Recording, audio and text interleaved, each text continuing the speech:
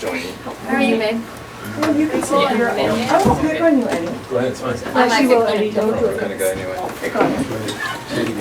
Okay, number 3, approval or amendment of a meeting agenda items. Yes, we have 2 late items to add on to new business. And I will let Mrs. Melsis explain what those 2 are, so. The first one is my mistake. I missed them last Friday. They're CAD, for the CAD PCs for the CTE lab. And so I just need to get approval for those PCs, roughly about $28,000. And then the second item is for the DMS main floor bathroom.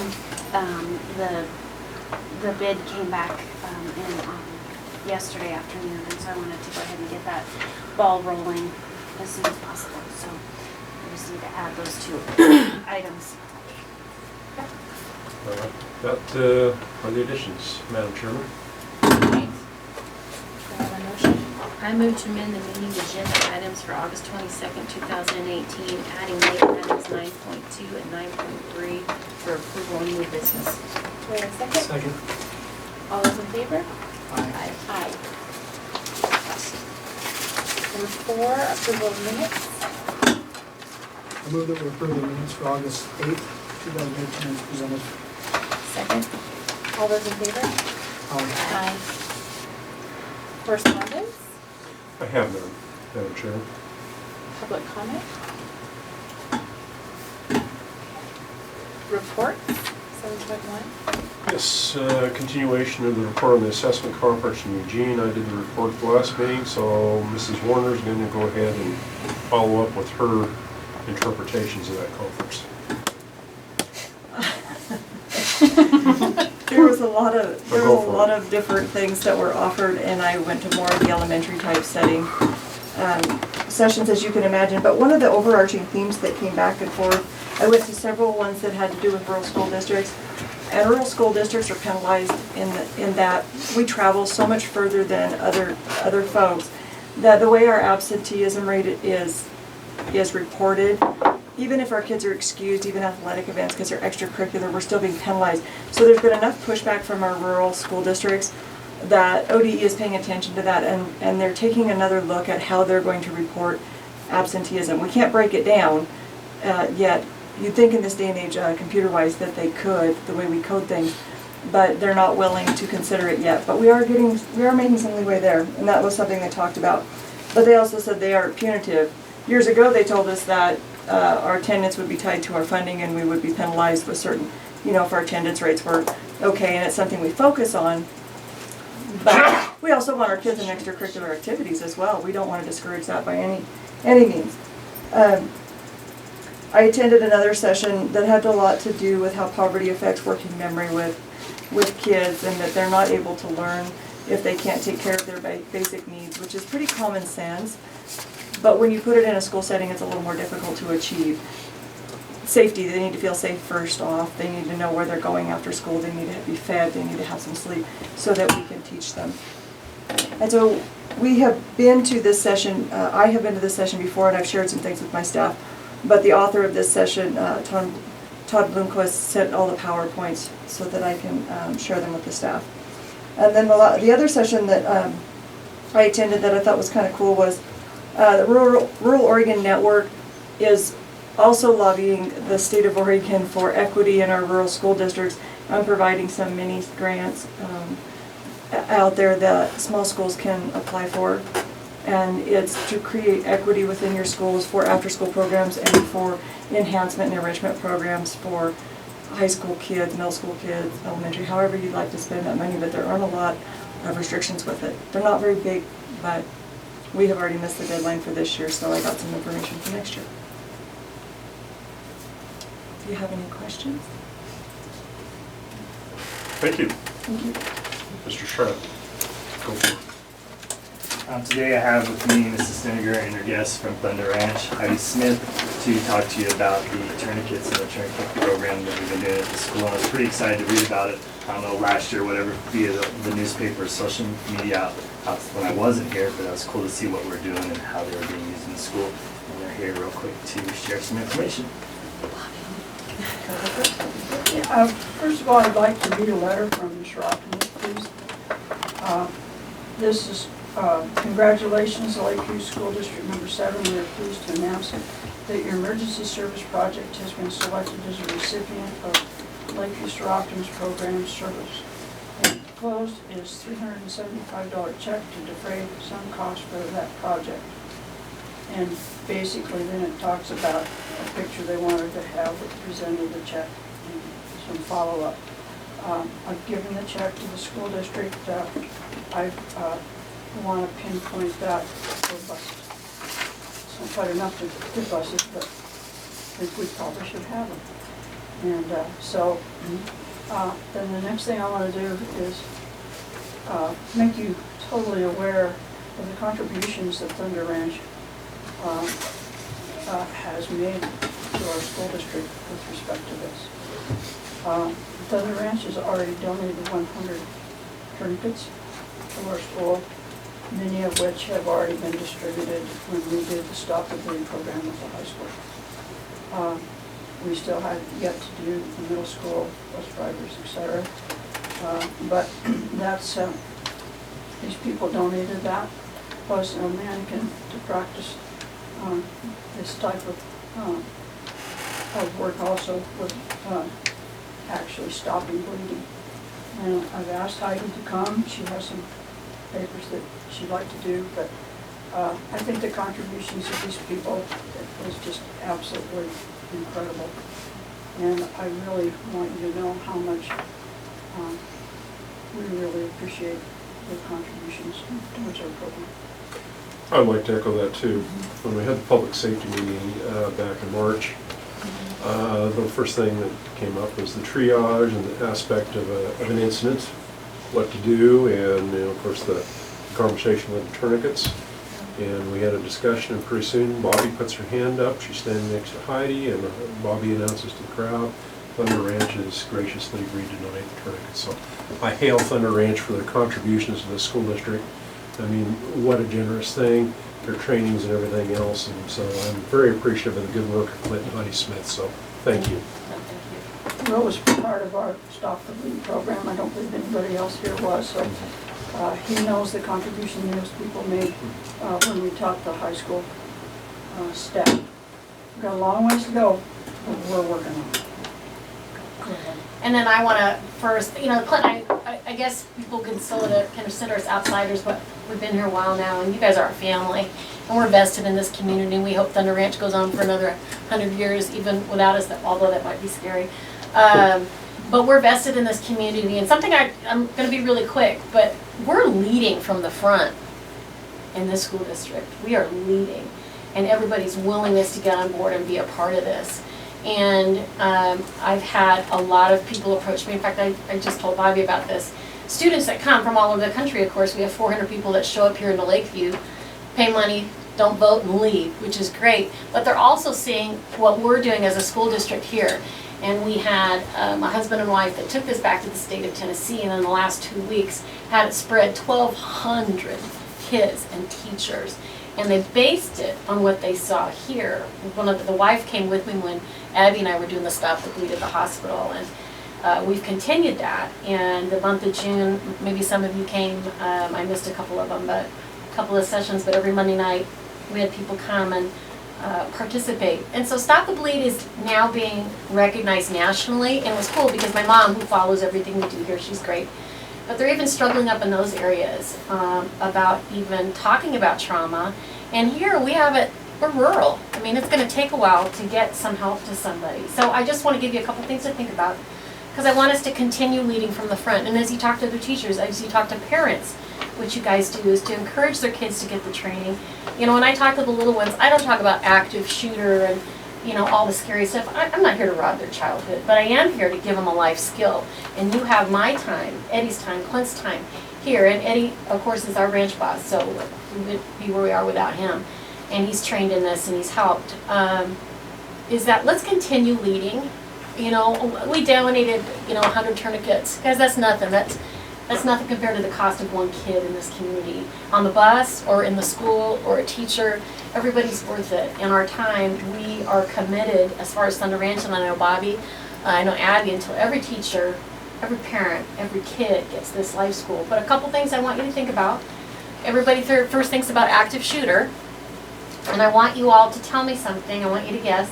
How long do you think the average response time to get an officer into that school, or a medic like myself as a first responder, to help the kids or the teachers if there's something going on, like we have to contain the bad person? What's the average response time?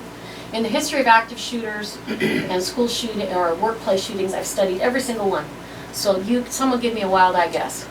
15 minutes. 45. 90 minutes, guys. Before they'll be allowed in. Before they are allowed in. So now I want to ask you this question. How long, if you're bleeding from a femoral artery, how long do you have before you're gone? A few minutes. About 3 minutes, and you know that. Okay, great. So, and if it's happening to you, how many seconds do you have before you start losing brain capacity to be able to put that on yourself or to help another kid or another teacher? How long? 30 seconds, guys. 30 seconds. Okay, so what we need to think about here is the CAT systems that we've plugged into the school. I get people from all over, best medics in the world, from SF to San Antonio SWAT, you name it. The tourniquets that we've put in place, yes, they're expensive. They're 30 bucks a piece, guys. It wasn't like I just handed over a few bucks. It was an investment. But I look at it this, that I have to pass a room to go get the bad guy first. I know that hopefully I've given some tourniquets in that room. We've got something to help stop the bleeding. We've trained people that they have this life skill. So it's a long time. And, Bobby and I have talked about the buses. Think about how long, if we were out on the west side, how long to get one of the big ambulances out here to help them.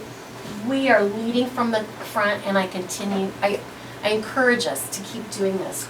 Whatever we can do, we still got about 1,300 limbs to go, as far as I'm concerned, because we don't know where it's going to happen or when it's going to happen on a school bus, in the school, or just life in general. Mm-hmm. So I want to congratulate all of us who have helped do this, and I want to encourage us all to keep leading from the front. And any way that Clint and I and Eddie will help as far as Thunder Ranch, support Bobby and anything in the school district. But I encourage us to not stop here. I encourage us to think, well, it'll never happen until it does, until it's you or one of your kids or one of our teachers who we dearly love. So let's continue to think forward. Okay, and I'm grateful for all of you and what you do, but that's my input for today. So thank you. And this is, we passed out, my mom sent this to me. Someone in their community they're working on it, and this came out beginning of the week. And again, what we're already doing is being adopted nationally and is getting pushed, so pretty amazing. So read that when you have time. Fantastic, thank you. Thank you. Thanks, guys. Thank you so much for helping. Oh, my pleasure, trustee. Our pleasure. 7.3, facilities. Okay, we're waiting for. I'll let Janet introduce these gentlemen and we'll go from there. Gosh, back in April, we had cooperative strategies come out. Scott was one of the people that came to do the assessment on all the buildings, and I'm not really well versed in this, so I'm just going to turn it over to Scott and let him have at it. And so, I'm Scott Newell. I'm out of our Colorado office. In the back is our Southern California gentleman. Doesn't really do any work, but he comes and makes sure that we're doing our work. His name's Michael. I know, it's okay. He's in charge tonight. He's from California. Letting it happen. HOBS. So as you guys are aware, you got a grant to do facility assessments of your buildings, and we were firm that's selected. We are a TAP certified firm to do facility assessments and long-range planning.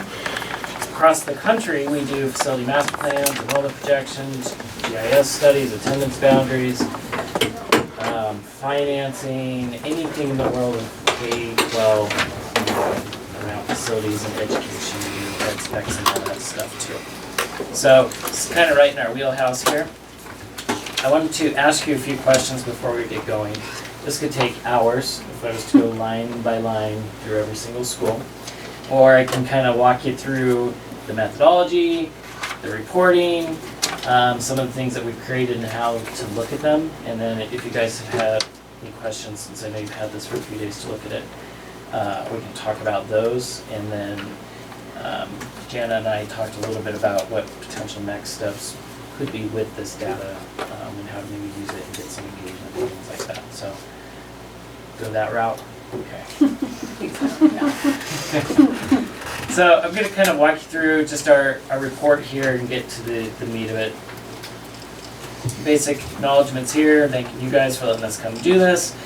Joe was extremely helpful throughout all the walks, and so he's not here tonight, but I was hoping to tell him thanks again because it's nice having someone who's familiar with the buildings walk with us. The assessment methodology that we use here in Oregon for TAP grants is based on ODE's TAP assessment framework. And we'll walk through that, but basically they have a rubric system for every system in the building and have a specific rating for that based on their requirements. And so that's how we looked at things. One of the things that Michael Elliott at the state and I have discussed about these assessments is there are some things that don't logically make sense for a school, and I'll give you an example here and how he's allowed us to review those systems and make judgment calls so they work for you. And I'll use flooring, for example, the tile floor pieces that you see in almost every school. In their rubric, they have 2 ratings. Nothing's wrong, it's a complete disrepair. There's no in between, and as you guys know, a lot of yours is okay, but it's worn out and it's tired and it should be replaced, and some of it is ACM, asbestos laden. So there's not a way to reflect that in the assessment. So we go through, and this is where, talking with Joe and looking at the price of what it might cost for things, we artificially inflate some of those numbers. So we wouldn't say the whole system's in disrepair, but we would give it some measure of deficiency to acknowledge that it is at the end of its life and should be replaced. And ODE's been fine with that because they said really they want this to work for you guys. It's great reporting for them, but at the end of the day they want these assessments to be useful for you guys in planning purposes.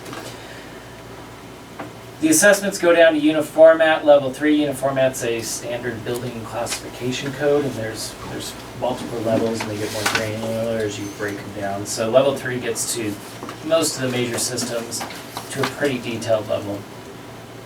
Beyond that, we also did an exterior site walk for security, just the components of the site, light, your roads, parking, your sidewalks, things like that. ADA assessment, indoor air quality, harmful substance, and then IT. So those were all pieces of this puzzle too that we reviewed while we were out here. One of the things that we've done with our firm is take this data and create scorecards out of it. And the reason we do this is because when you look at the actual assessment, it's in an Excel format in a database style, and it's very difficult to read, and it's even more difficult to explain to folks what the heck you're looking at. So we've created scorecards which basically take the major building systems and put them in a platform that it's easier to explain to your community what the status of your building is. And so I want to walk through those with you after we look at a few more things with the assessment and maybe answer questions for each one there, and we'll move on from that. So before we do each of those, I just want to look at our assessment sheet a little bit. I'll just use ADA here. Let me pull this up a tad bit.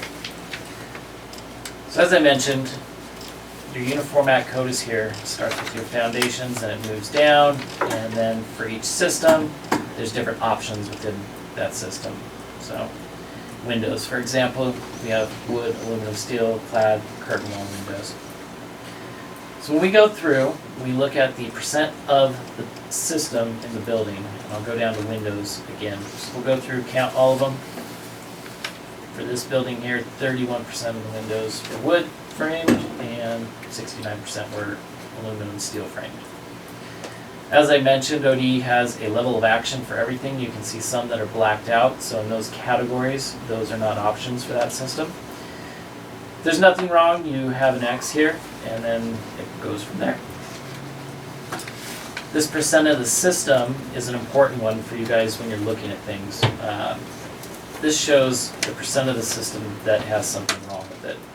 So for example here, for your roof construction, and this is not the roof itself, this is the frame underneath the roof. So for this building, 100% of your building had a wood structure, and we said that 50% of it needed to be replaced, which spits out a cost associated with fixing it. And that's all buildings at one time. This is just, yes, so this is all buildings at that site. Correct. So sometimes this auto generation of costs doesn't reflect what it would actually cost if you were to go out and bid on it. Sometimes it's grossly off. And that's a complaint that a lot of our clients have had out here is there's no way in heck it would only cost $9,000 to do this large thing. But this is the way the cost model works through ODE, and so that's how it rolls up. So when I say this column is a really good column to look at, the cost is what it is, but if you look here, this gives you some key identifiers for certain things that need to be addressed. So this one that's 100%, we're saying all your wood windows should be replaced. They're single pane, so that's a security problem, but they're also energy hogs. So that's kind of the way to look at these here. All these costs roll up to the bottom. And these will be on our scorecards too. You get your actual condition budget here. So if we were to add up all those costs, it's 1.5 million. They then apply a soft cost percent to that, and the soft cost is everything that isn't construction, so designing, engineering, permitting, all the things that aren't actual product going into the building, to say here's what it would cost to renovate your building based on what we saw to make it good again. The replacement budget is an auto-calculated number, again, based on ODE. So they're saying for 80 hay, if it was to fall over today, it would cost $10.8 million to build it new. My opinion is it would cost a lot more in today's market, but that's how you calculate it here. So, well, I also think that condition budget is low based on today's market. They're kind of relatable to each other. So this next little piece here, this ratio is important. It's your FCI, your Facility Condition Index, and it's really just a measure of dividing that into that and saying that it costs almost 20% to fix it as it would to build new. So the higher the number, then you start having conversations around throwing good money at a bad project, if you will. So any questions on that at all? Not nearly as fun to talk about as some other stuff, but we're going to do it anyway.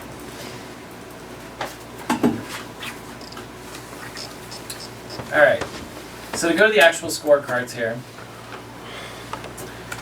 these are things you can put on the district website, school's website, whatever, if you're trying to get the word out that make a little more sense than trying to explain those spreadsheets. So each one, if you look at the top here, you'll see the name of the school, the address, the year that it was initially built, square footage, and as you saw in that spreadsheet, there's that replacement cost and condition budget numbers again, and then that FCI here.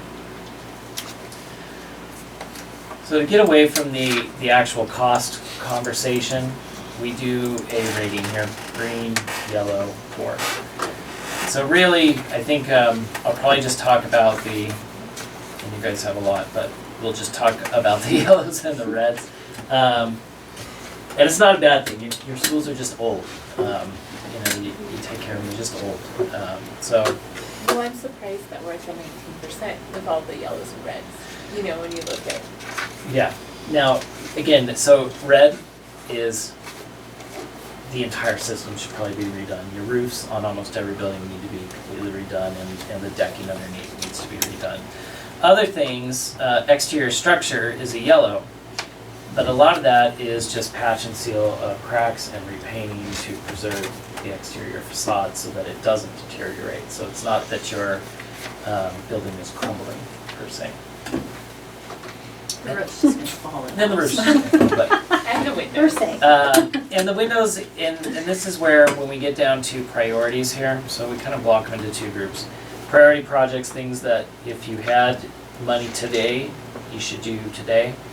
And then additional projects, if you had extra dollars available or could be deferred for a few years. So while the windows, you know, are marked down because ODE says that if it's a single pane window, it's automatically marked as deficient. It doesn't even matter if it's brand new. If it's single pane, it's deficient because of security rules. So some of these, while they're yellow based on the scoring rubric, they don't necessarily need to be replaced today. So as I mentioned, your exterior structure here really just needs some patching, resealing, and repainting to keep it in good shape. The roof needs to be replaced along with the deck. Parking and traffic, when we say roadways, it's the roadways that are actually in the property lines, and then the parking that's in the property too, not necessarily the main roads that are coming up to the building. So both of those should be replaced. We just repaved. We Repaved, didn't redirect, we just repaved. which I think you guys did after we came up. So Yeah, we did the repaving after. So- we just come out. need to be proactive. Thank you. Sewer lines here, and this is based on conversations we had with Joe.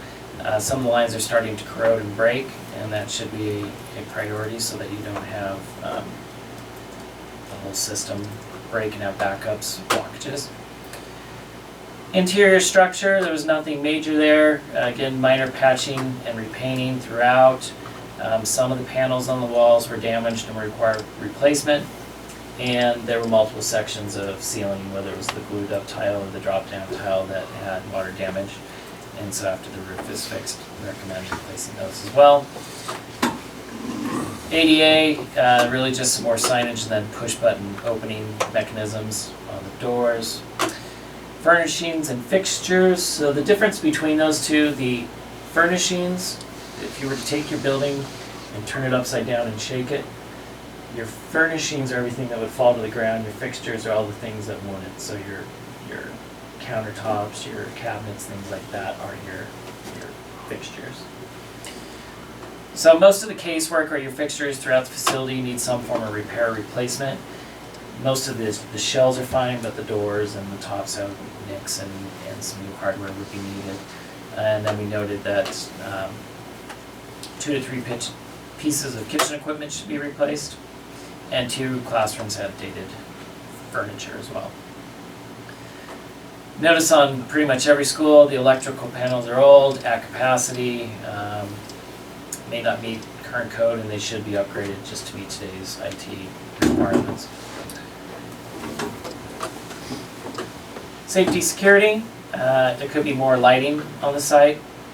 Alarm system could be in place for an office, not oriented for maximum security, which is not something we can fix right away. And windows, as we mentioned, majority should be replaced either due to being single pane or they've got some form of damaging or fogging with the sash. Exterior doors are wood. The ones that are wood should be replaced. There's a lot of door hardware in all the buildings that aren't today's standard for code. And then several of the interior doors, just the locking mechanisms should be upgraded as well.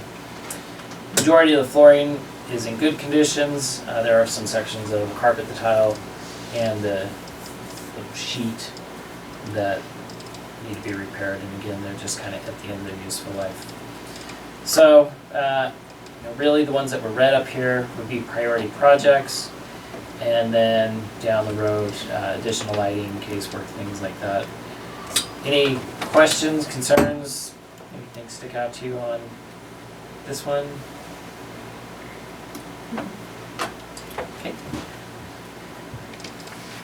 Going across the street. See up top, same stuff here. So the replacement cost on this building, 7.2. Condition budget was 984. So of all the schools that we assessed, this was probably the one with the least amount of deficiencies in it. Same kind of exterior issues, same roofing issues. Metal roof was fine, but the membrane roof, which is the majority of the facility, should be replaced, and the deck there. Same kind of stuff on the interior. ADA, a lot of ADA non-compliance issues there, which really, take it as you may. If you have an individual that needs it, then you need to do something, or if you ever do a renovation, you have to budget to do it at that time because they require it for code.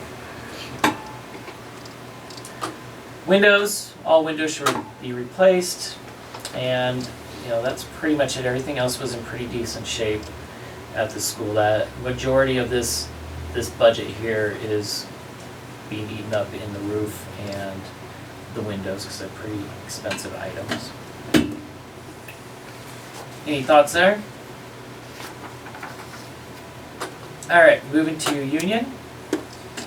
1919 year built, 7.8 million replacement cost, 2 million budget. So see the FCI is higher here. It's because the replacement cost is smaller than an ADA. A lot of stuff here is just due to age of this building, really. Exterior, several vinyl panels are missing on the primary building that need to be replaced. The entire facility needs to be repainted, patched, and repaired. Foundation, there was cracking and deterioration noted. The basement walls have several cracks and water seeping through them. We're not structural engineers, so this one here, we do recommend that you should have a structural engineer take a look at it before doing any type of fix to it, just to make sure you're doing the right kind of fix.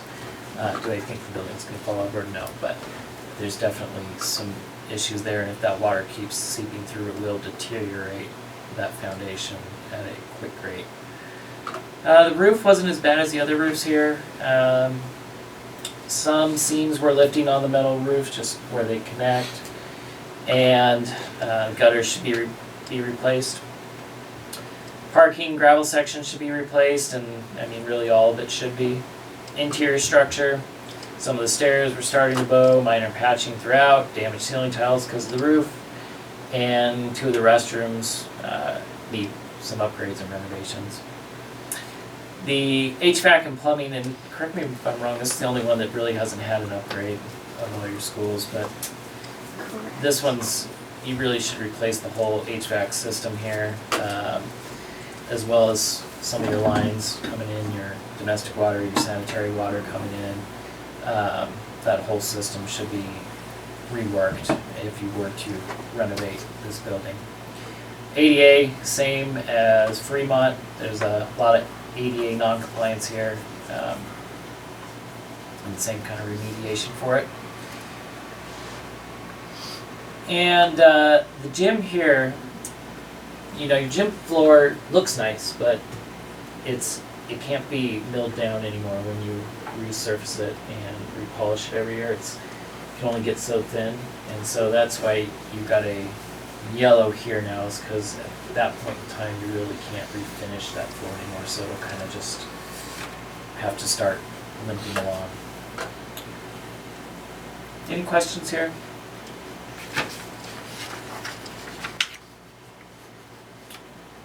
All right. Middle school is difficult to assess, in part because it was there's nothing in half of it.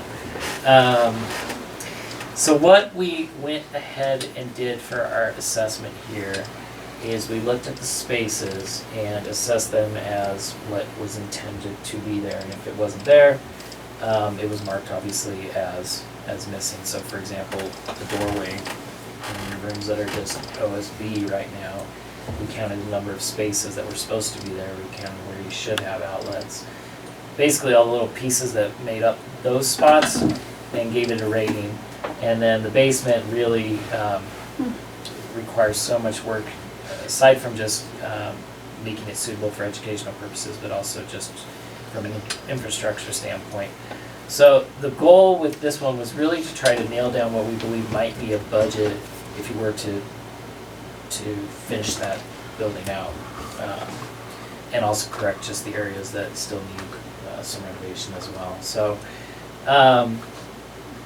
that's how we arrived at this number here. So 21 million to replace it, and almost 7 million to invest in it right now to get it up to where it should be.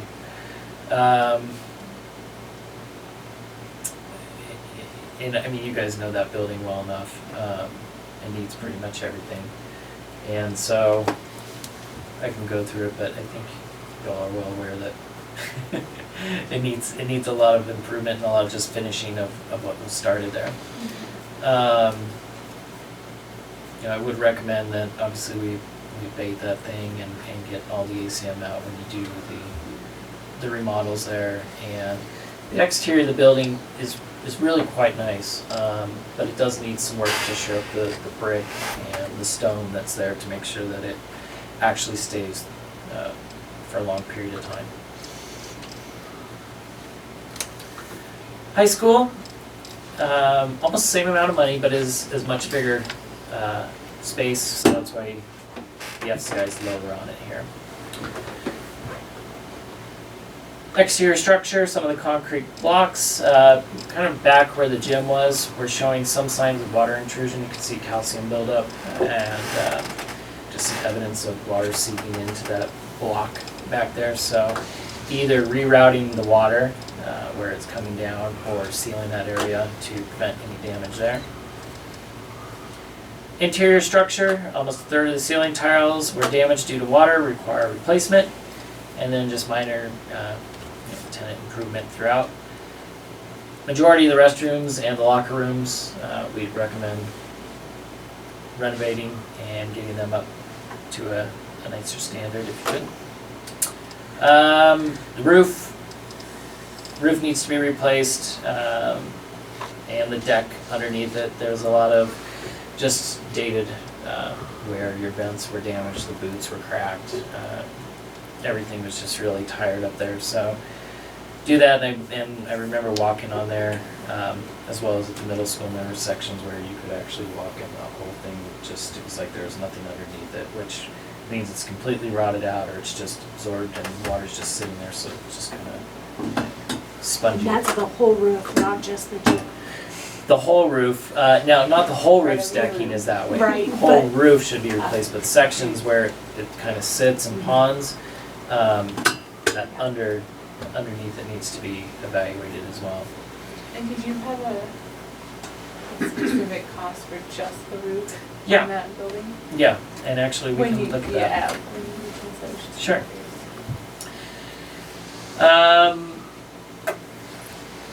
HVAC here, your HVAC system was fine. We've got several plumbing fixtures that require replacement. Backup boilers should be replaced, and then the domestic water and sanitary waste lines are reaching the end of their lives as well and should be replaced. Windows, same as your other facilities, and really, I mean, everything else here is the same as your others. Electrical needs to just be upgraded. There were several lighting units that need to be replaced. They were out. Intercom system, I took a picture of it because it's so neat looking, but it should be upgraded. And your flooring should be addressed too. So if you wanted to real quick look at high school, it'd be easier for me to actually go.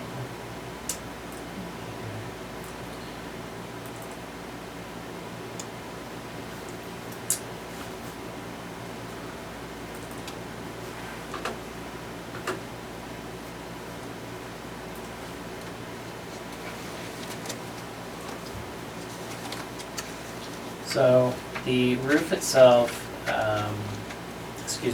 the deck underneath it, we've got almost 600,000 just for what's underneath it. And then the roof, about 900,000 additional to replace the actual roof. It's a little depressing. 1.5 million. Still change. Just for the roof. Leaking water.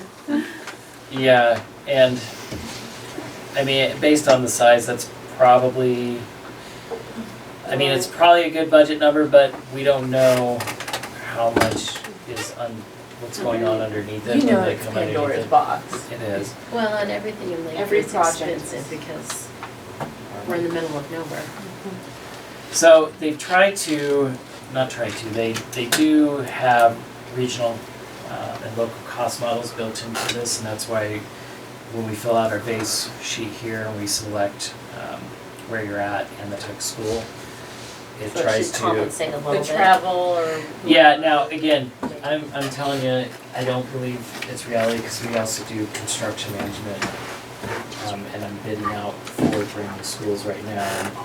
And these types of assessment budget numbers are never reality when you go out and actually go to the market and bid. And then you have all those other pieces as part of it, and then the travel and reimbursables and things like that. But it gives you a good idea to start thinking about where your needs are and what you might potentially need to invest to fix some of these things. So, you know, those are your assessments. And what do you do with them? Really, there's a couple things now. Obviously, there's a lot of thoughts around renovating versus building new versus doing nothing. Where to strategically invest money, because there's obviously more needs here than you probably have funding for, whether that's from a tax burden. At some point, they're gonna say, you can't go any higher than this much because we're not gonna support it. Or you just don't have the funds to do it. So prioritizing needs, and then anything beyond just this stuff here too, which gets to the other piece of a building, which is the educational component of it, programs and spaces to enhance those areas. So really, that kind of just leads me to just some conversation about what you can do at this point. And typically what we see when we do our kind of full planning services with any school district is we come out and we assess the building first to say, here's what's wrong. And then the next thing we do is have community meetings to say, here's what's wrong. And what do you think about all this? And do you understand what's going on here? And most folks, they get the deferred maintenance stuff, the things like the roof. You can say, you know, it's 25 years old, it's time, we understand the need. But they may not understand how much it all costs, and what that means from a tax burden standpoint. So having those conversations around what's wrong, and then also a lot around wants and needs, because at that point, usually folks are okay with the deferred maintenance understanding, but then there's obviously a lot of wants and needs around other things, improving your CTE program, or improving this other program, or investing in these other things that aren't building related. And finding out where folks stand on that, finding out where they stand on the renovation versus building new. Different issues like that. So what we typically do is we have surveys that are ones we do in person, and then online ones to get to the root of all those questions, and just other general questions. How do you feel about the level of security of the school district? Because obviously,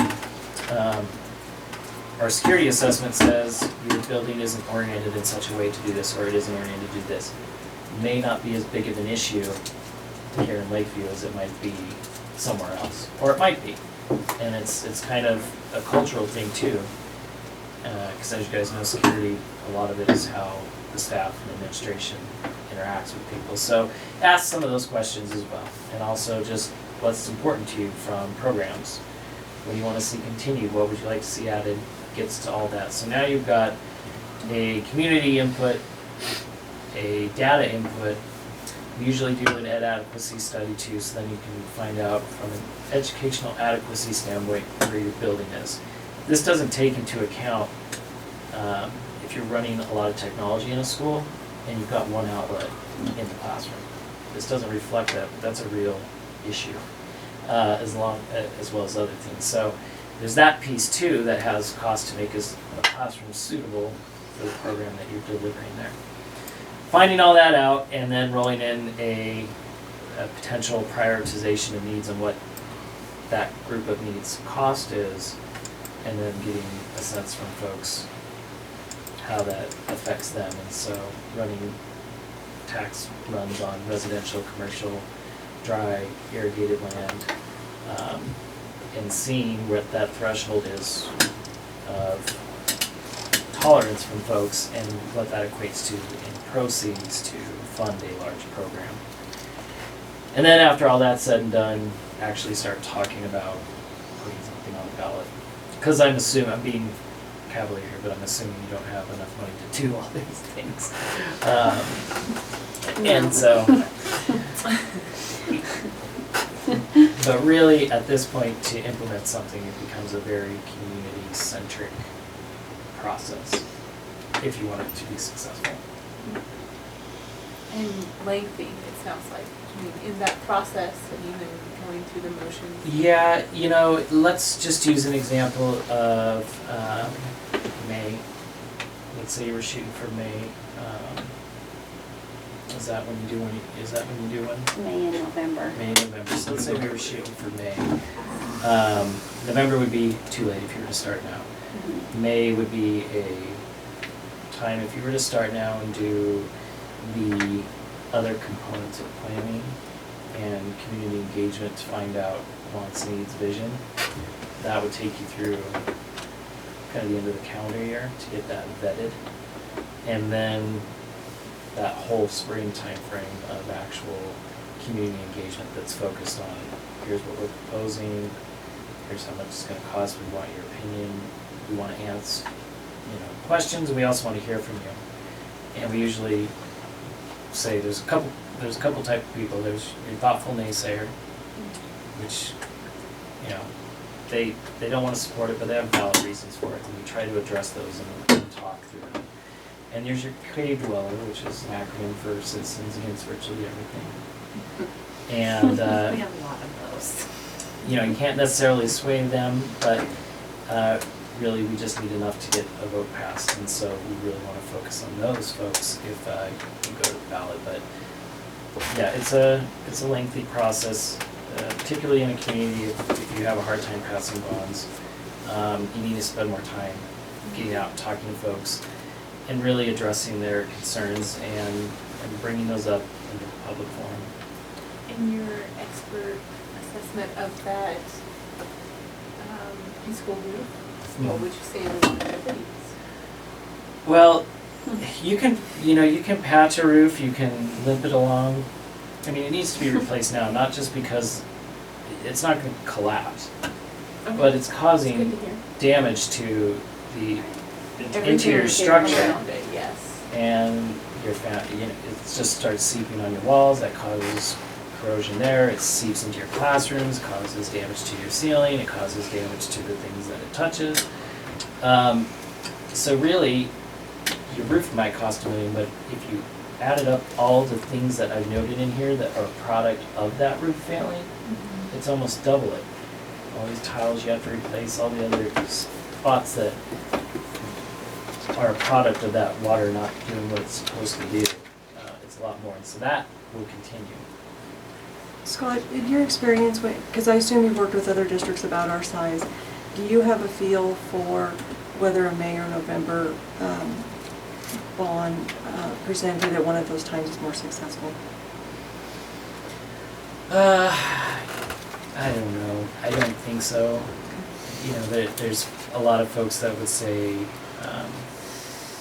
to do it in an election year is More better, but I also think that, in my own opinion, that just brings out more voters, which is good, but a lot that haven't necessarily been involved, and if they don't take the time to read the language that is presented to them, or, It's just a box they check for. yeah, and if they see tax increase, they may just say no. I mean, honest to goodness, it's not lip service. The way to get them passed is to really spend the time with the community and really have it as a grassroots exercise. We, last November, It's hard. it is, but, I just 5 years ago lost one by less than 6 votes. yeah, And the 6 votes were ranchers and farmer families that had teachers and generations of kids that went through the school. Where we just wanted $3 million, I think it was a cent on the dollar tax increase. And 2 towns away, they wanted $23 million to double their project, and it passed. yep. And we just wanted $3 more million. I mean, I know it's not easy. We, you know, and those are ones where we would love to sit down with those folks and talk, and talk through, because there's a lot of, you know, reasons why they may not want to vote. Usually, those are the folks that could probably afford the tax burden. So yeah, I mean, it just takes a lot of time with everybody. But we work in this setting. We passed in the lowest demographic and median household in Colorado last November. We passed one there, and it was just a ton of meetings, barbecues at the here, there, not at the schools. We do them at Road and Bridge and the church and wherever we could find them, and getting out there and explaining our big push there, because it was going to be expensive for them. It was going to be like $10 a month, and being the smallest median household income in the state, a lot of those folks they just pulled a camper up, and they had property, and the kids showered, ate, and did everything at the school. So a lot of the time there was spent on the value of that dollar and the local investment, that it's not going to some statewide initiative, and also just what it meant for the bigger picture, some of these things, like the roof and how it's affecting everything else. And then at the same time had some things that they wanted there. They wanted to enhance this outdoor garden they had, in this kind of geodome thing, and a walking track around it. So those weren't really related to the building, but the community wanted them as part of it, and they said, we understand that we're getting as part of this giving as well. So I'd probably want to also, you know, investigate other options, grants, look at leveraging, now that we have this done, leveraging this against Awesome and seeing if you can leverage anything to offset that dollar, if you will, so we can say that we're only paying 90 cents on the dollar or 80 cents on the dollar.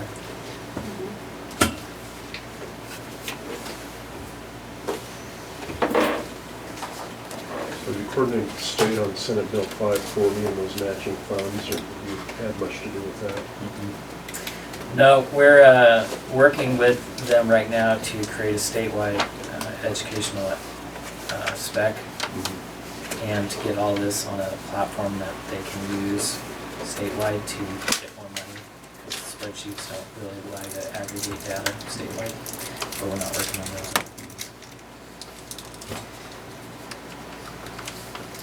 But I do appreciate it, and this isn't lip service either. I think I know I told Joe this, but I've been to several districts all the way up north on the coast and over here, and you guys were by far the most welcoming and enjoyable folks out of everyone that I worked with out here. So I do appreciate allowing us to come out here. Hopefully we come here again, but if we don't, then at least I said it. So, yeah, any other questions?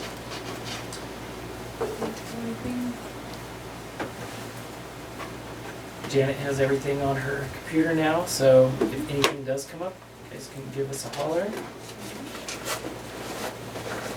Yeah. I think going forward, you know, we wanted to get through the report this evening. And like I said, I didn't really fully have my grasp around it the first time that we've talked. A lot of things make more sense now too. Takes a couple of times to get through it, which we've been through it a couple of times now. I think going forward, Mr. Kale and I briefly talked, in his sheer panic when he received that bad boy. Yeah. Talked him off the ledge this morning, it's all fine.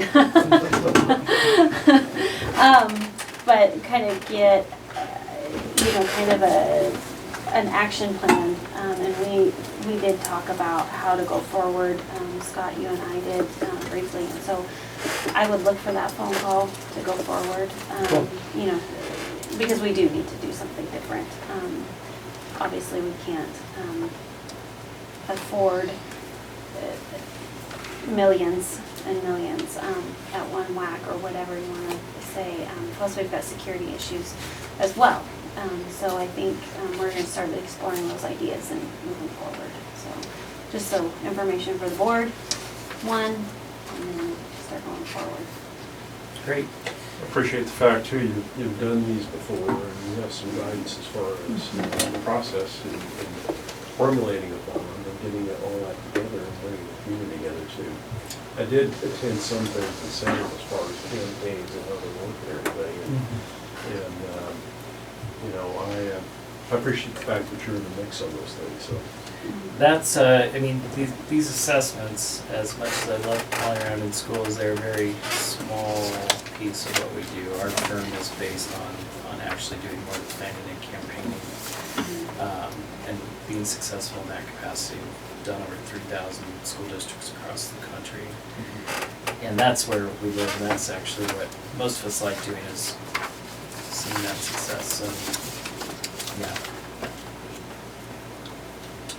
Cool. Thank you. Huh? Leave you alone. Thanks, Scott. Yep. Thanks Thank for you so coming. much for having us. Yeah, good to see you again. It's nice to see you. We're a little overwhelmed. More to come, It's, more. you know what it is, it's a lot of information, but it's the first step to start making a plan, and Right. Yeah, we can't be on Sturkey Street. I know. You have beautiful buildings, they're historic value, and you just have to make decisions on what works best for your community, and Right. listening to them will help. It's good to just open up the dialogue, as hard as it is. Yeah. Thank you so much. How much money have we put into the middle school there? Well, so there was a period in there, most of that was grant money. I think what came out of the general fund was about 200,000, roughly 250,000. It was about almost a $500,000 bill, of overage.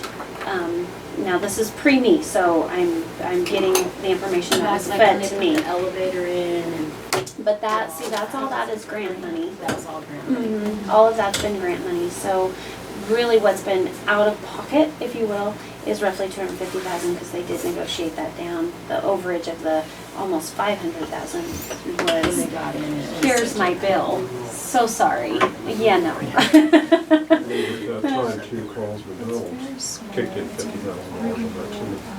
So, but the rest of that has been grant funded. Mhm. Good old education. Yes. Have a good night. Thanks, Scott. Good to see ya. Nice meeting you. Thank you. Good to see you See you, again. boy. Seeing you. It's through the Oregon Equity Loan, and it's a really, Oregon network. I'll look that up. And they have a report that they just came out with. Pardon me? It talks about all schools. I have none, Madam Chair. Thank you very much. New business. 9.1. Yes, Mr. Stratton and Mr. Rose are taking the reins and looking over that handbook and everything. They noticed some discrepancies that they thought essential to the academic piece related to athletics and activities. So I'm going to let the two of them explain it to you, and it'll be in the form of amendment to that LHSD in this handbook, and I'll let them talk to you about that. So first I would like to apologize because Mr. Cato got us those handbooks, I don't know, it was June or whatever, and I flipped that and I go, wow, yeah, I remember that. And I looked at it, but I didn't pay attention to it until I started reading a little deeper because I was looking, we received some information on some students who were going to be OSAA eligible but not Lakeview High School eligible. So OSAA requires 5 classes passed the last semester and currently passing 5. In that semester, Lakeview High School has always been one step above with 6 since I've been here, so back in '94. And so I was trying to find where the plan of assistant was, because that's what I wrote as an athletic director and had my student athletes ask for as a coach back in the day, where we'd write a plan of assistance as long as they were OSA eligible. Couldn't find it. And so I started digging back through the old handbooks, and I couldn't figure out how it got missed. I think I found the year where it got missed because there was 2 pages, and they went to get rid of the 2 pages that were duplicated, and I think they cut and pasted too much and went over the top of the old plan of assistance.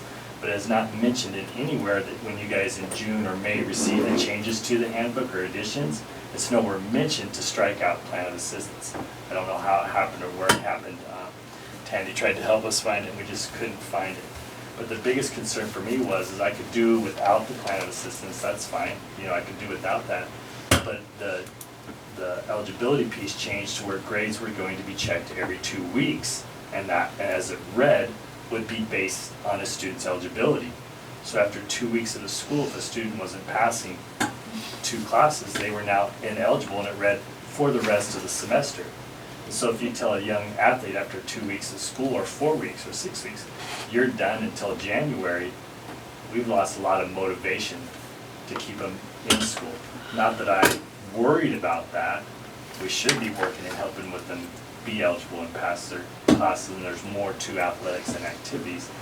But at 2 weeks, a lot of us may have one assignment in it. If the student was absent or only did a half job on it, we could really hurt everything. I think it'd be totally detrimental to what we stand for, like the high school did in middle school.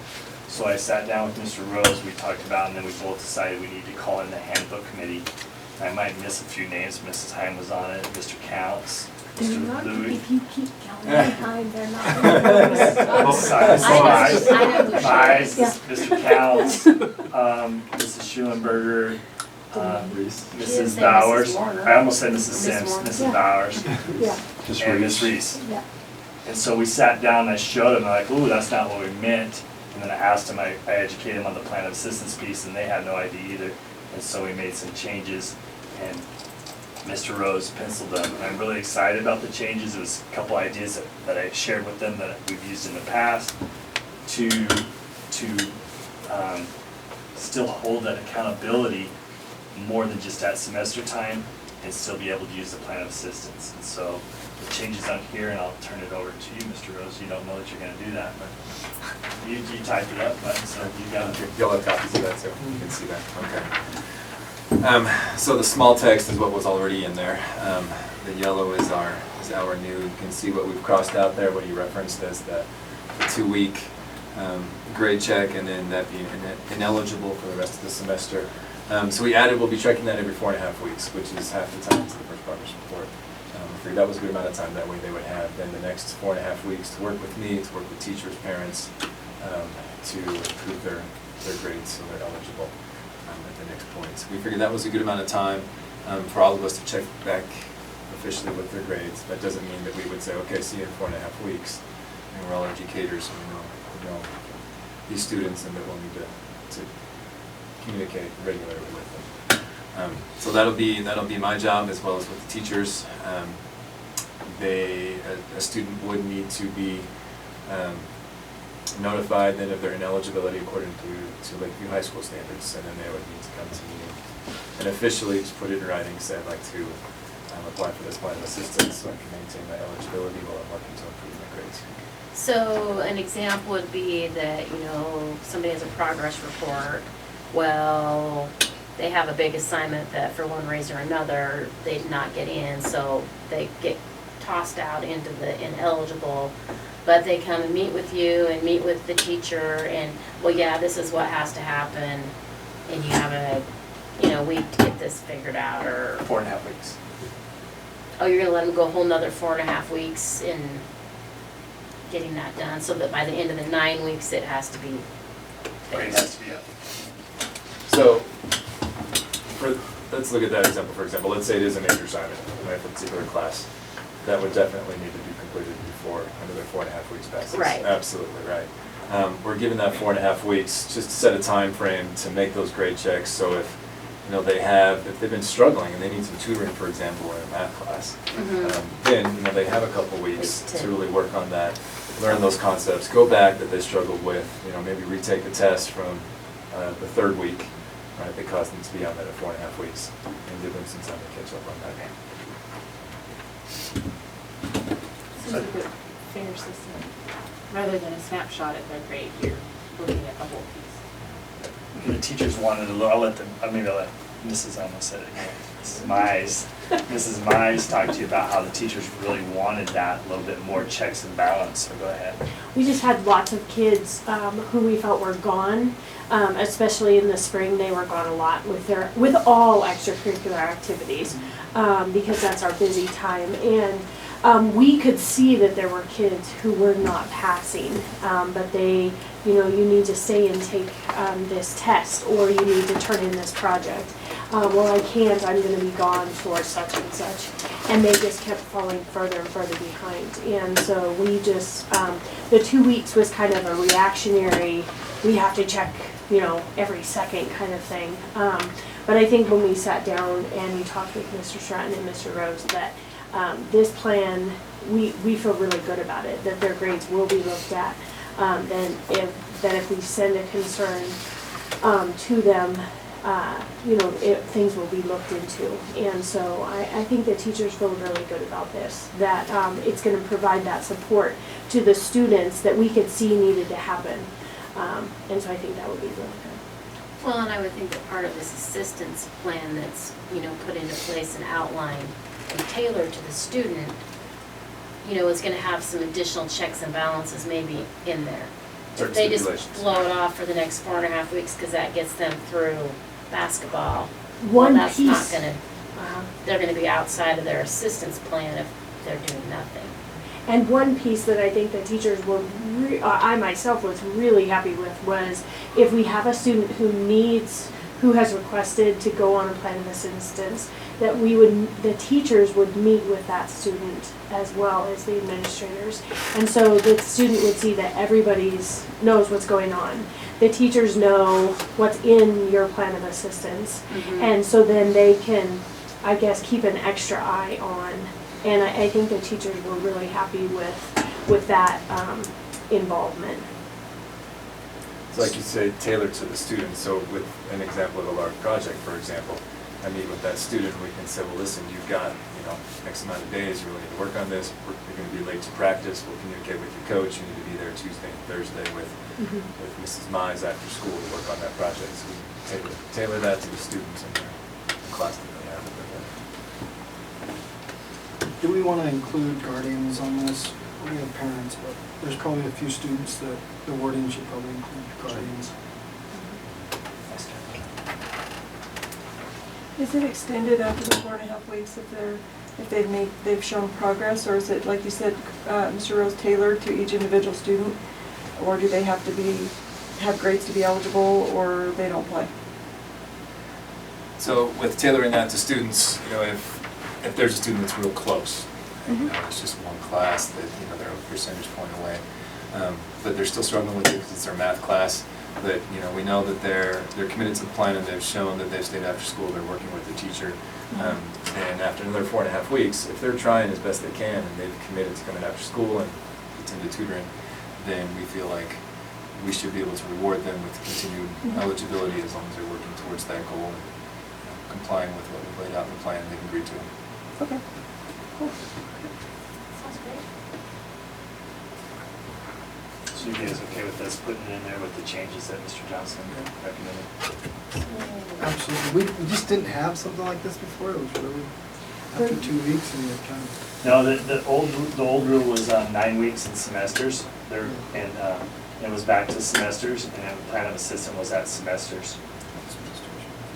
This is extremely helpful, especially how rural we are. These kids need to do these sports and Well, have a little slip up what around you're class gonna time. find, I think, is that there's gonna be the kids that potentially fall into this, the fact that they're still getting to play, they're getting the extra help and attention and guidance that they need, is gonna be the motivation for them to improve their grades so they can keep playing. Whereas some of those kids, once they become ineligible, you're lucky to get them through high school. There's a group that the only reason they're surviving and staying in school to get through is because of that sport path. aspect. Plus, I think it increases two valuable pieces in any type of organization: communication and relationships. So we're gonna up the communication and relationships with all parties involved, all the teachers, the student, parent. You know, it's kind of like a little RTI process, even though I'm not gonna call it that right now, but we are responding to intervention, we're responding to what's working, what's not working, and then we're bringing that parent, guardian in also. Usually a lot of times students fail or don't get something done because they don't feel valued or respected or don't understand why they need to be in a place. You put a student and a teacher together and they start working, they realize that they have something in common, whether it is just to get them so that they can play, or they actually build that relationship piece, and the dividends are gonna be huge. I really believe so, so I'm excited for us moving forward on this piece. I think it's one of those things that we need to help us move forward this year at high school, so I'm excited.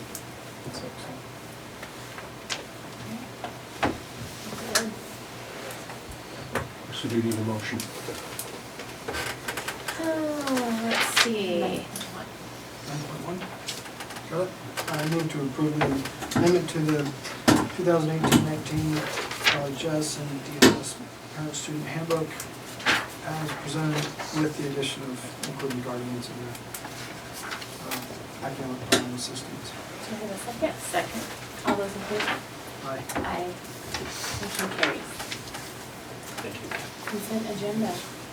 So you have the two new motions, the two new pieces of new business, 9.2 and 9.3. 9.2 seems really straightforward and simple. I'm gonna move to approve measure, sorry, 9.2 measure 98, PCs as presented. Do I have a second? I'll second. All those in Okay. favor? Aye. Aye. Motion carries. New business, late item, 9.3. EMS main floor bathroom. Okay. I move to approve the DMS main floor bathroom bid as presented. Good with you. Do I have a second? That's a lot of trust. I know. You read them. I don't look down the end until it's early. I'm so prepared. Like, You read it, didn't you? It's a slideshow. I'm all ready. She made a video. I just have one question before I second this. Were there was no other bids on this? I had no other bids and I went outside, advertised, clamored This was here. within a budget that we were expecting. This is grant money also, so yes, fully expecting this. Well, I fully supported them, and I second. Well, we had, I, we had a 20-minute break. well, I just want to make sure, I was ready to throw my 2 cents in, at least. That question It's is more somewhat formal up to than me, the but- emails you sent us. We're good. Good. Now we have a consent agenda for our approval. Yes, indeed. Okay. I move to approve the consent agenda as presented. Right. Perfect. All those in favor? Aye. Aye. Motion carries. Must have been that facilities report. You're like, no, no more. We're in deep depression. Yeah, just pass it. Spending. Go for it. Announcements? Looks like. Actually, Oh, I you do do? have one, Okay. yeah. So I just want to remind you that next week, everybody's back and we're moving into the in-service universe. Here's the schedule for the in-service universe next week. And just a friendly reminder to you folks, the board and administrators do cook breakfast. And we hook up next Monday, 6:30 in the cafeteria.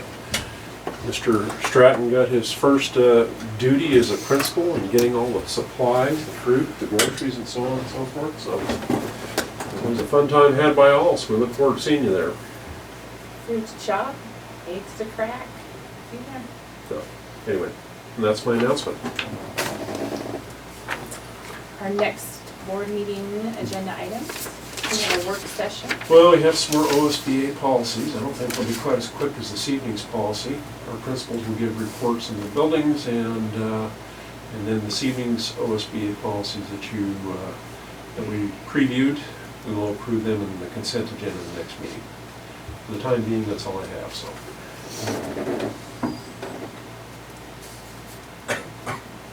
Oh, what's the date? second week in September? Is that always I our believe meet and it's- greet with the teachers? I think it's September 12th. Is our next meeting. Yeah, we Say could hi probably, to our new hires. we could probably roll that in there, yeah. Get that scheduled in. We always sandwich them in and we have We flowers. usually have food and everything. Wave yeah. at them. Lunch and move. That's right. Sure. Lunch and Thank you move. for remembering that. That's usually, yeah, kind of a big one. There's We do have a lot of new staff too, to free to meet, so. We might have to have a meeting somewhere else. Our new faculty. I just have one quick question. The How are we cafeterias. coming with our second grader, the last remaining spot? Mrs. Warner, I'm gonna let you answer that. Second grader. I apologize, We were totally. we were having Second one of those grade teacher summers. position, the one that's vacant, are we close to filling that? I have no applicants, Mr. Johnson.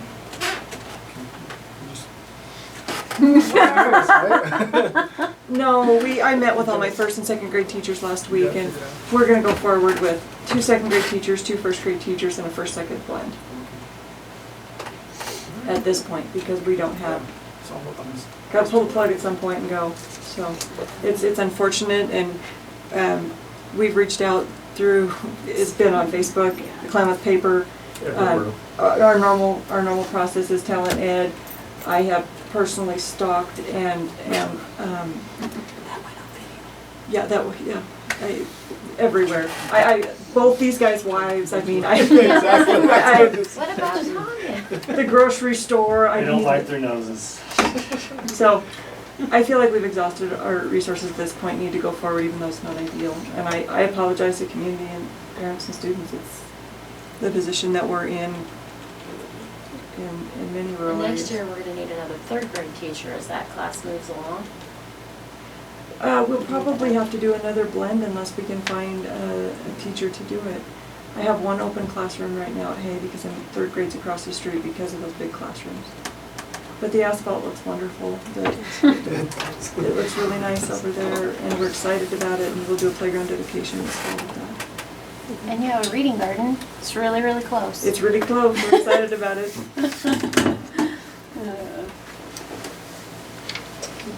And I think some of the board members don't know this, but the reading garden and all that kind of stuff, a lot of that was paid for from a grant. And we just kind of stockpiled some of the materials till we could get it done. So Is it people felt ask right? you, it was grant money. That was grant money too. I Asphalt think was. Janet just tells us that sometimes. Make you feel No, good. you can ask these two guys, they're getting a pretty good education of no. No and grand. Fund members. All right, I move that we adjourn the meeting. Second. All those in favor? Thank you, board. Have a good evening. Mr. Stratton.